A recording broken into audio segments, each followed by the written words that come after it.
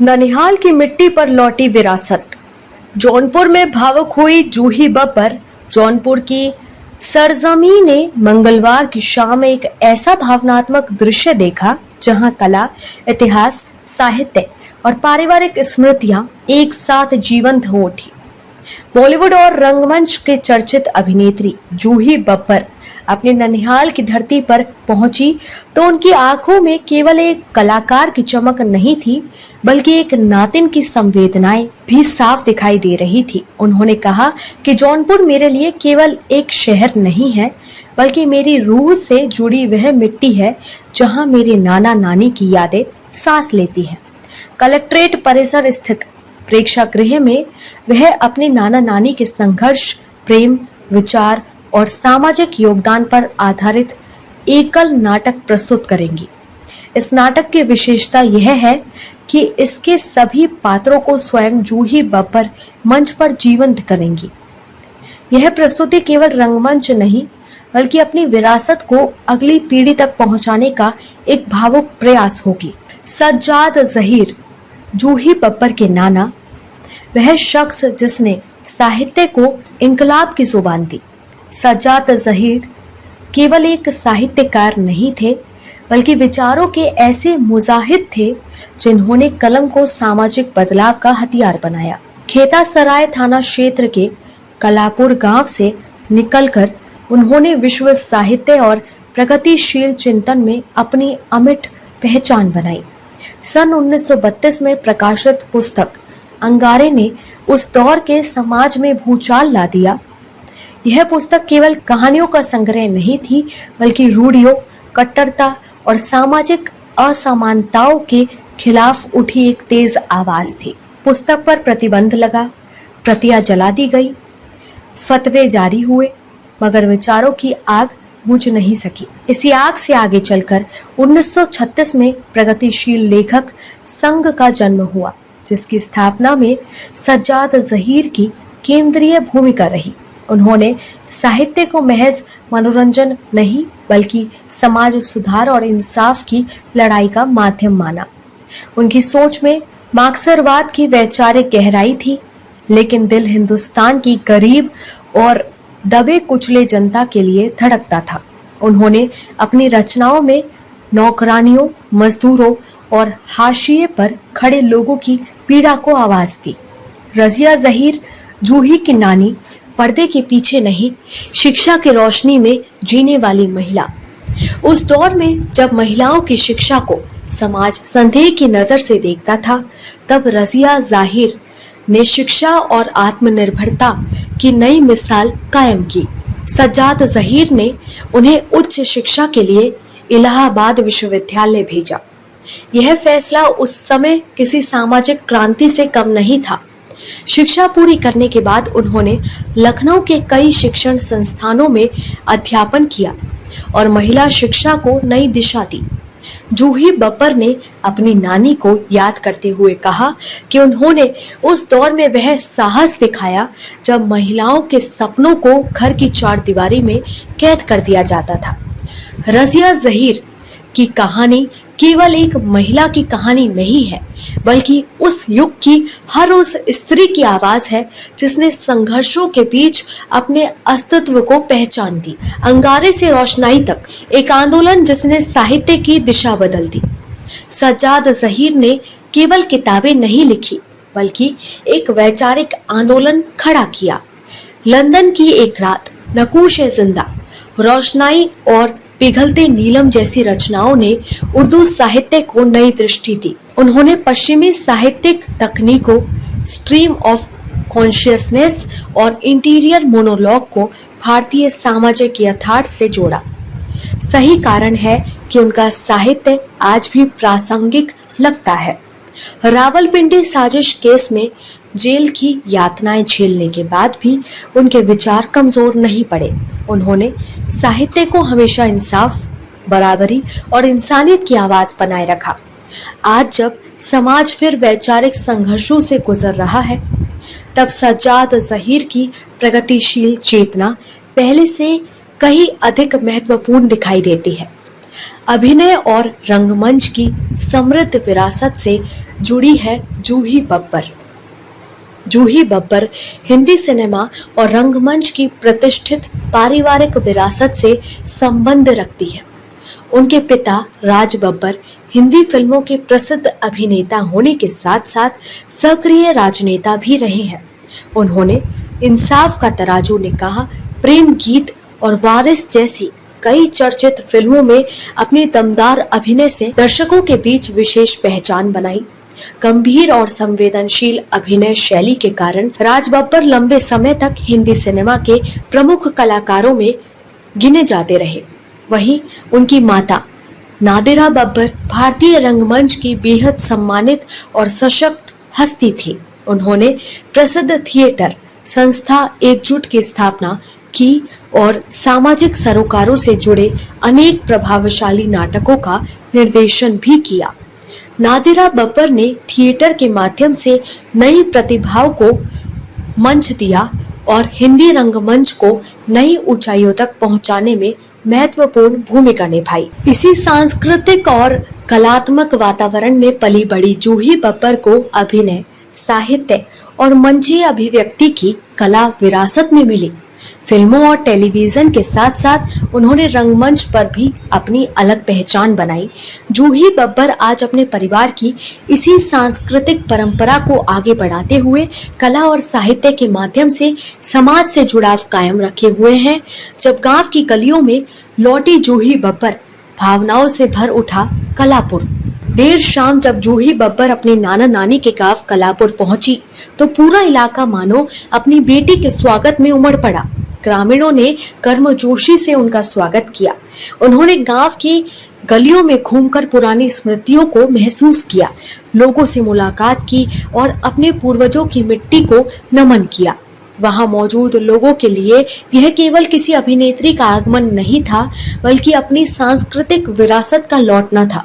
जौनपुर की यह शाम केवल एक आयोजन नहीं, बल्कि इतिहास, साहित्य, रंगमंच और रिश्तों का ऐसा संगम बन गई है जिसने हर संवेदनशील दिल को छू लिया।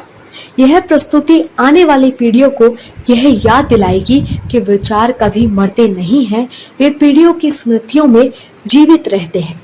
ठीक वैसे ही जैसे सज्जाद जहीर और रजिया जहीर आज भी जौनपुर की मिट्टी में सांस लेते महसूस होते हैं।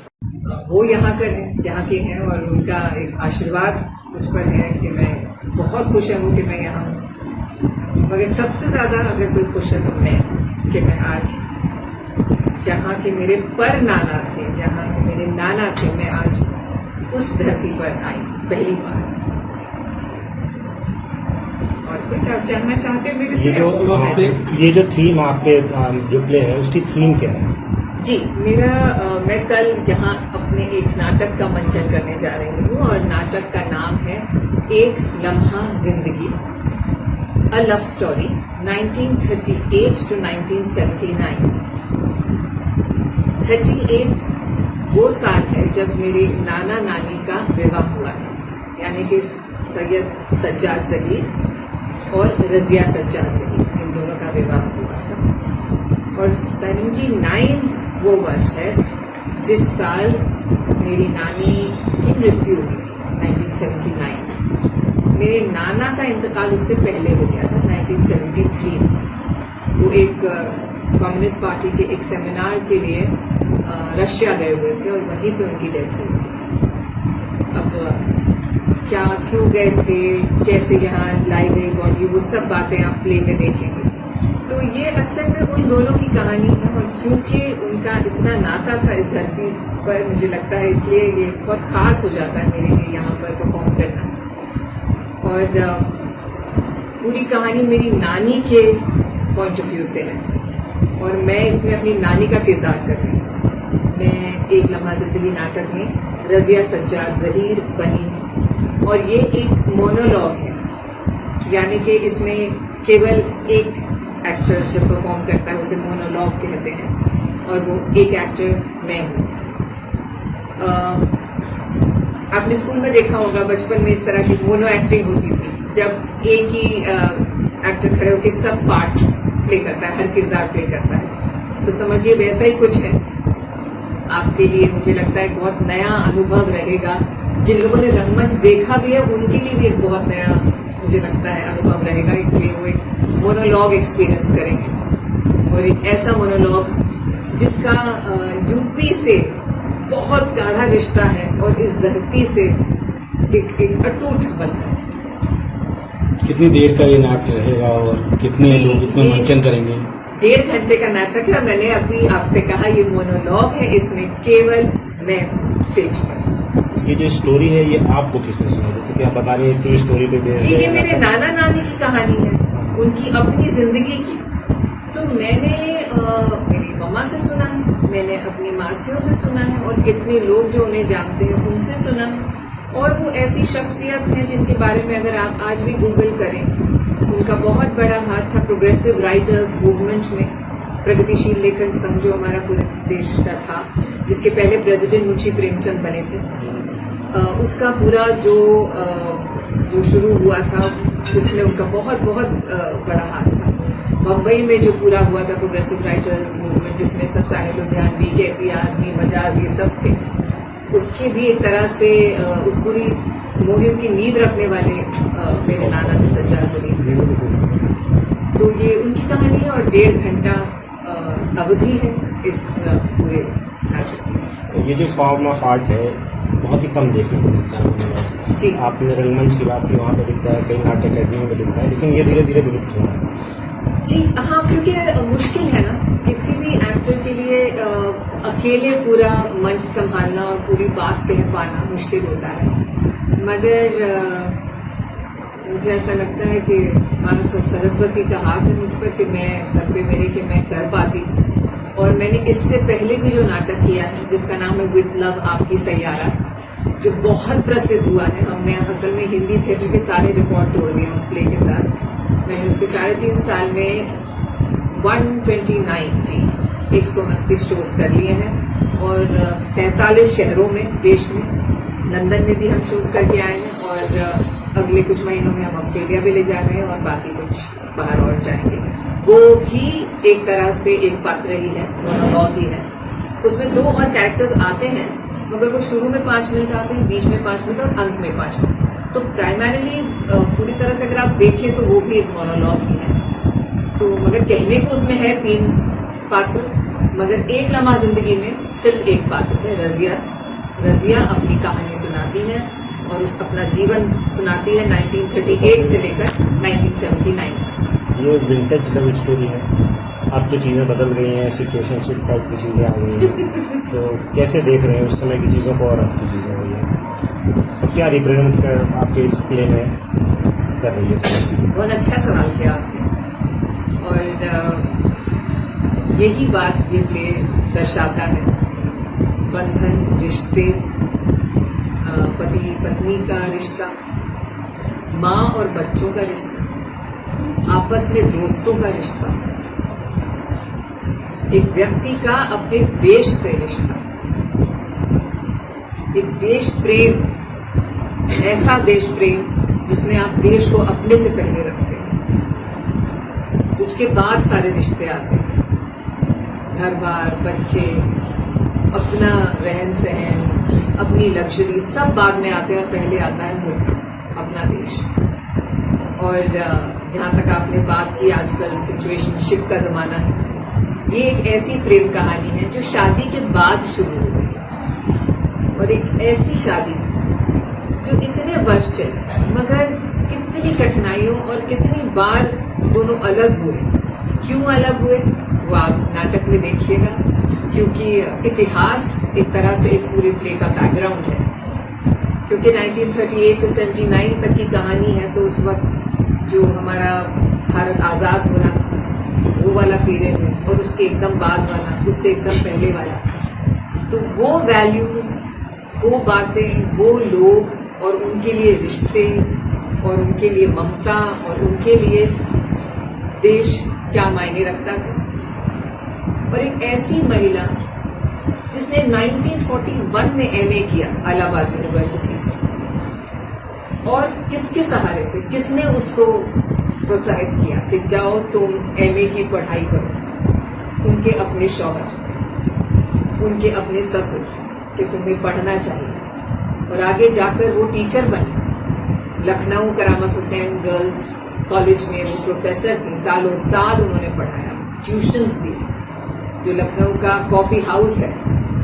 मतलब वो ऐसी सब जगहें हैं जहां आज भी अगर आप जाए और उनका नाम लें तो लोग ऐसे हो जाते हैं कि अरे कितने किस्से, कितनी कहानियां, क्योंकि ये वो लोग हैं जिन्होंने असल में लखनऊ के कल्चर को, लखनऊ के जबान को, लखनऊ के हेरिटेज को जिन्होंने बनाया एक तरह से, जो उसकी नींव, जो फाउंडेशन है। आप वैल्यूज की बात कर रहे हैं जी। वेब सीरीज जो आ रही है उसमें वल्गैरिटी विजुअली या ऑडियो से, आप डायरेक्टर भी हैं, कैसे इसको आप देख रहे हैं? क्या किस तरफ जा रहा सिनेमा या आपका? मुझे ऐसा लगता है कि हर एक जो मीडिया में चीज बन रही है, हर एक चीज के लिए ऑडियंस है। अगर इस तरह की चीजें बन रही हैं क्योंकि शायद एक सर्टेन सेक्शन है सोसाइटी का जो देख रहा है, मगर एक बहुत बड़ा सेक्शन है जो नहीं भी देख रहा, और ऐसा कंटेंट भी बन रहा है जो वैसा नहीं है जो बातें आप कह रहे हैं, तो वो तो हमारी पर्सनल चॉइस हो जाती है ना। अगर हम वो चीजें कम देखेंगे तो वो कम बनेगी। तो जितना हम अच्छी चीजों को देखेंगे और उनको प्रमोट करेंगे या ऐसे कंटेंट को एक तरह से हिट का दर्जा देंगे कि भाई ये अच्छा है, तभी तो जो ठीक नहीं हो रहा है सोसाइटी में वो कम होगा। नहीं, तो वही पुराना सवाल है ना कि जो हम देखना चाहते हैं वही आ रहा है, जो आ रहा है या हम उसको देखने में इज मजबूर हैं। Media the reflection of society और सोसाइटी, तो अब तक तो उसका जवाब मिला नहीं है, तो मैं कहाँ से दूँ? आप डायरेक्टर भी हैं तो जी, मैं डायरेक्टर हूँ और मैं अपनी तरफ से इतना ही कह सकती हूँ कि मैं जो काम करती हूँ और मैं जिस काम से एसोसिएट होती हूँ, इसलिए अगर आप देखेंगे तो मेरे लिए बड़ा मुश्किल हो जाता है काम चुनना, क्योंकि मैं, कोई मुझे शायद अपनी जबान में कंजर्वेटिव कहे, या कोई मुझे कहे कि बहुत चूजी है, या कोई मुझे कहे कि अपने आप को पता नहीं क्या समझती है, मगर मैं ऐसी हूँ। और मैं मेरे मुझे ऐसा लगता है कि मेरे साथ ऐसे नाम जुड़े हैं और मैं ऐसे खानदान परिवार से आ रही हूँ, चाहे मैं आज अपने माता पिता की बात करूँ या मैं जिस धरती में बैठी हूँ मैं अपने नाना परनाना की बात करूँ, मैं ऐसे खानदान से जुड़ी हूँ कि मेरे लिए बहुत जरूरी है कि मैं अपना नाम, अपना काम और अपने पूर्वजों का, अपने पेरेंट्स की इज्जत का ख्याल रखूं। और इसलिए दुख होता है, मगर मुझे बहुत सारे काम को मना करना पड़ता है, बहुत। पॉलिटिक्स में कभी जाने की इच्छा हो गई? देखिए, पॉलिटिक्स में जाना मतलब मेरे पिताजी तो हैं पॉलिटिक्स में, और जब भी इलेक्शंस होते हैं मैं हमेशा उनके साथ रहती हूँ, कैंपेन्स में रहती हूँ। अभी धनंजय भाई जैसे कहते थे कि बहुत गर्मी है, मैं कहा ये दो लाइन, एक फिल्मी और एक पॉलिटिक्स, हमको गर्मी की आदत होती है ना, क्योंकि हमारा तो काम ही है लोगों से मिलना, तो अगर हम गर्मी है और सर्दी से बचेंगे तो हम लोगों से कैसे मिलेंगे? तो उस तरह से कि मैं पॉलिटिक्स में आऊंगी कि नहीं आऊंगी और कब आऊंगी, मैंने कभी उस तरह से विचार नहीं किया। मैं हमेशा एक तरह से कैसे कहूँ, बैकग्राउंड वर्कर रही हूँ। मैंने हमेशा कैंपेन्स की हैं, मैंने हमेशा जहाँ पापा नहीं पहुंच पा रहे हैं वहां गई हूँ, जहाँ महिलाओं का अगर कोई संगठन है आप जाने की